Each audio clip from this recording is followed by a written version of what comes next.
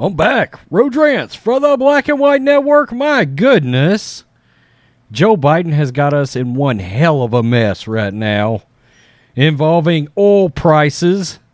The fact that he will not open up our oil resources in this country, in my opinion, should be an automatic do not pass go impeachable mother effing offense. And this sumbitch is willing to crawl into bed with some of the worst SOBs this planet has ever seen. All because he's down on both knees, suckling from the squad's Green Deal plans. Let's be real. So, we've got another embarrassing moment for the creepy one, Joe Biden, because as he's trying to crawl into bed with these despicable human beings, it seems they have decided, and this is an old rap reference, they have decided to give Joe Biden the gas face, for lack of a better way of putting it. Shout out to third base. Because he's put in the call to some of these no-good sons of bitches, and they have decided to not answer the phone. You're the president of these United States, voted in, supposedly, and these guys won't pick up the phone. Is there a president ever that's been more disrespected by the other leaders of this country? I think not. I think not. And Trump would have never put us in a position to have to crawl to these a-holes to begin with. Saudi and UAE leaders ignore Biden when he calls to talk gas prices. New York Post. Wow. Jesus. What an embarrassment this turd has turned out to be.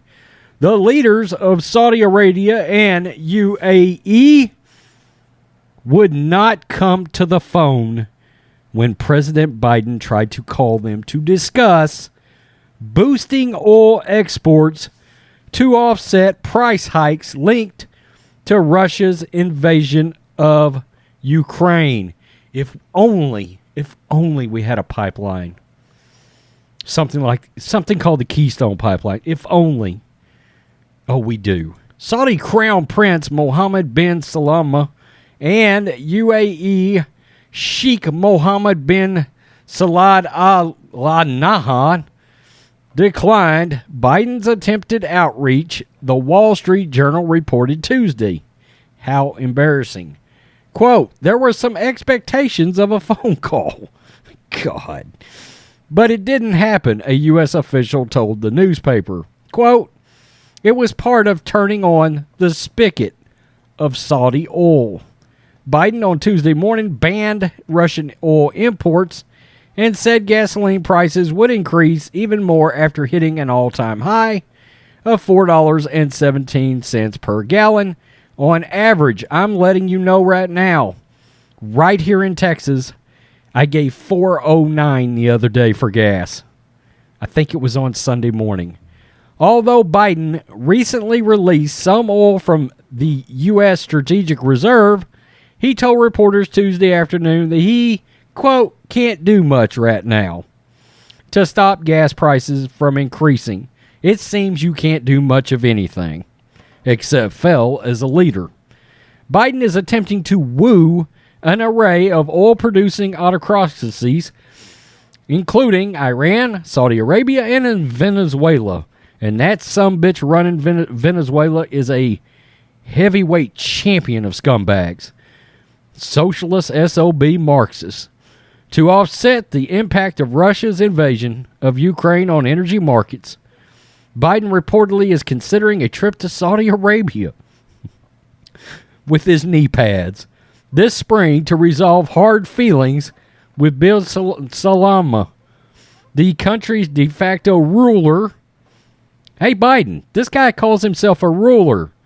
Can't wait to do business with him. Biden reportedly is considering a trip to Saudi Arabia this spring to resolve hard feelings with bin Salman, the country's de facto ruler, who the U.S. intelligence community believes he ordered the 2018 operation that dismembered a Washington Post columnist with a bone saw.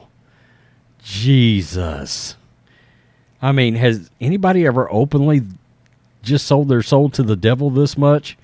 U.S. diplomats, meanwhile, are working to broker a new nuclear deal with Iran in exchange for sanctions relief, and other diplomats were dispatched to Caracas to smooth over a rift with Venezuela's socialist strongman, Nicolas Maduro, who the U.S. government does not recognize as the country's legitimate ruler. There's that word again. Ruler. Before Russia invaded Ukraine on February 24th, Biden hosted at the White House various leaders, natural gas producers, including Norwegian Prime Minister Jonas Gahr Store and Emir of Qatar, Tamim bin Hamad, whose supplies were needed to offset a potential storage of natural gas in Europe. But Biden has faced a harder sell with oil producers as he fends off Republican accusations that his own policies are partially to blame. Biden canceled construction of the Keystone pipeline last year and attempted to halt new drilling permits on land.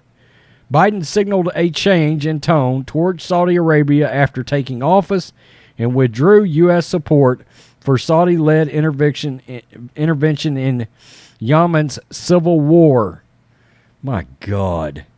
Although he didn't sanction the crown prince for the columnist's murder, Biden largely deals with his father, 86-year-old King Salman, with whom he spoke on February 9th. UAE is a close ally of Saudi Arabia. In 2020, UAE became the third Arab country to recognize Israel under the Trump administration negotiated Abraham Accords. Other Arab countries, including Bahrain, Sudan, and Morocco, closely followed suit. The White House did not immediately respond for comment. Of course, they didn't. You would get Jen Psaki anyway, and she's not going to offer you a lot there. Well, it seems we have decided to crawl in bed with the absolute worst people this planet has ever seen, because our president is a complete failure, and he is in bed with these radical, progressive, Green New Deal folks, and he's scared to death of them. They are literally dragging him around by his 3-inch Johnson.